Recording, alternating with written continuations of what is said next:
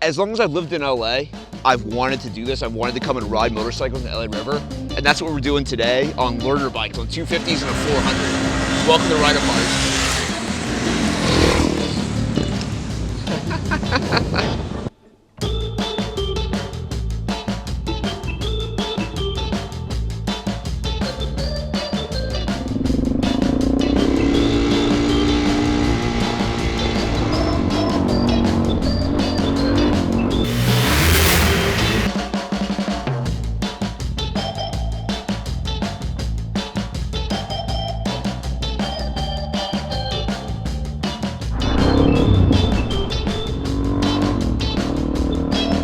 All right, so we've set out to assemble 3 really solid first motorcycles. The whole idea here is that either 3 of these would be a great first motorcycle.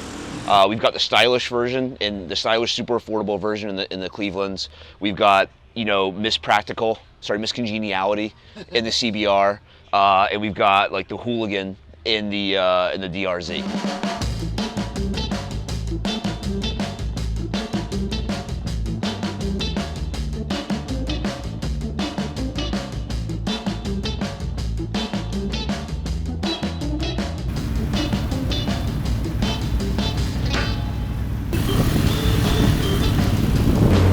Oh, no way, dude. Yeah. So for the last like hour or so of riding, we've gone up the Hollywood Hills, we've done that. Every bump that I was going over was this weird clunk from the front ends. And I was like, are the head race bearings loose? You know, I checked those.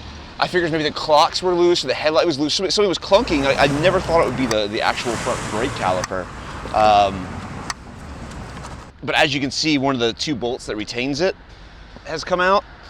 And it's just loose here, and the only thing holding it up is literally the brake line and this little clip here. As I let that out, you know, it just wants to fall out. And then the last couple of miles, as I was braking, there was this weird vibration and this weird sound.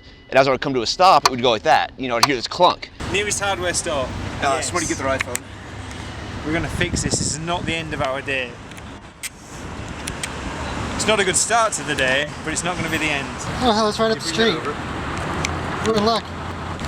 Is there an Ace Hardware close by? Down the street. Oh yes, look at that. You could have broken down in a better place. Doesn't cost too much, but saves lives.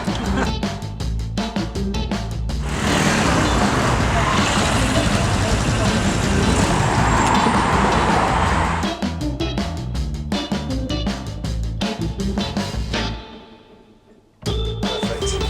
One size fits many.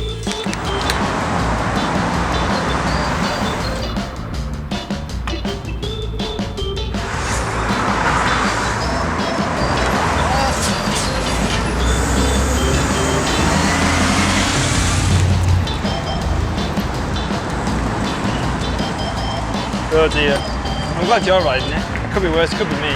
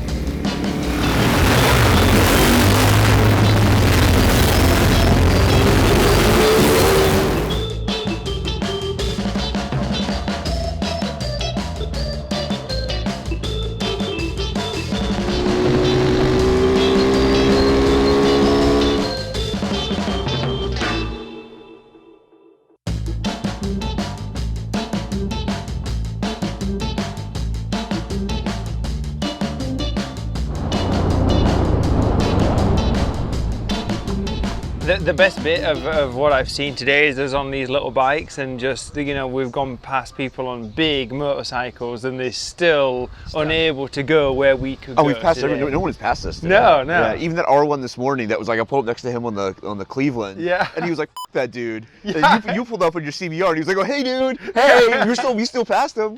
Yeah. It's true. And just following the Cleveland through traffic, that thing is so narrow. It's so brilliant to see it just zipping through small little gaps, and you know, it does that effortlessly, really, doesn't it? You know what I mean? It's not hard work to go between those gaps. The lightness and the immediacy that the lightness brings makes it really easy to get through traffic. Yeah, absolutely.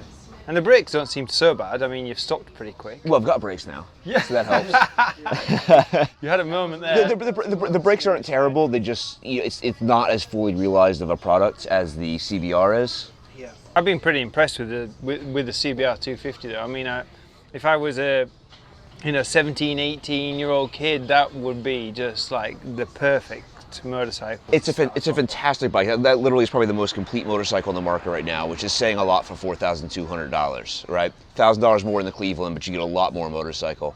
Problem is the styling. You know, it looks like a sports bike. It's called a CBR. Yeah. That Cleveland looks like a cafe racer, and that's a nice looking classic style motorcycle. This thing looks like, it looks like 1990s, like, you know, like Spanish teenager would ride. Yeah, but that's what they've tried to do. I think they've tried to make the small 250 look like the Fireblade in just a hope that, you know, it will attract that audience. But you know, it's an international product. They make it in Thailand. They sell them in huge volumes in Southeast Asia. It's sort of a niche product in America, and the American teenager, that's not designed for them. That is not a design that resonates with the American market, unfortunately. It wasn't meant for the American market. It wasn't designed for the American market, but it's stuck here, and you know, it's meant to appeal to new riders. And the problem is, I mean, it's a fantastic motorcycle, no reservations, wonderful, wonderful, wonderful bike. It looks like it's heard. I have to say, you know, riding around the Cleveland today, I wasn't jealous of Jamie on the CBR. You know, you looked comfortable and competent and everything like that. You know, I was working hard. It looked like you were having fun. Yeah. Everywhere I went, I was like, man, I wish I was on the DRZ. There's a reason why I grabbed the keys this morning, actually. The way it handles, the way it delivers power, the way you can move through traffic. I can stand up and I can actually look over cars if I need to. And if I need to throw it into a corner really hard, it's got 17-inch wheels. I can obviously do that, no problem. And so it's just constantly moving. If you need to jump a curb, by all means, it's not going to have any problem doing that. It kind of encourages you to do those things. The problem with the DRZ 400 is that it really can make you do things you're not supposed to be doing. Because it's still a dirt bike, it just has 17-inch rims on it with street tires, which means all the things that a dirt bike can do, it still does very, very well. And those things aren't really legal on the regular streets.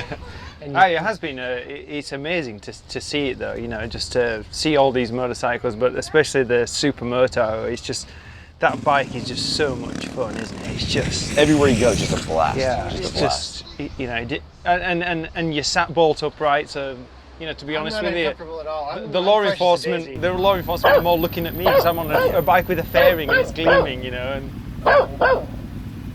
But you know, if you were just starting out motorcycling right now, and you know, these would be two really great options that would, you know, minus the DRZ, it's probably you need a little bit of experience to ride. It depends. If you're a bigger guy, then it's going to work really, really well. I would start on like the Cleveland, get to the point where I could absolutely rag that Cleveland, right? Where I was just running out of power everywhere, and then sell it, move up to a DRZ. You know, learn how to rag this 400, and then move up to a larger motorcycle, and then you actually be a good rider at that point. Yeah. You won't be one of these guys we see around town with a mohawk on his helmet. Oh, I love those guys. They're just quaint.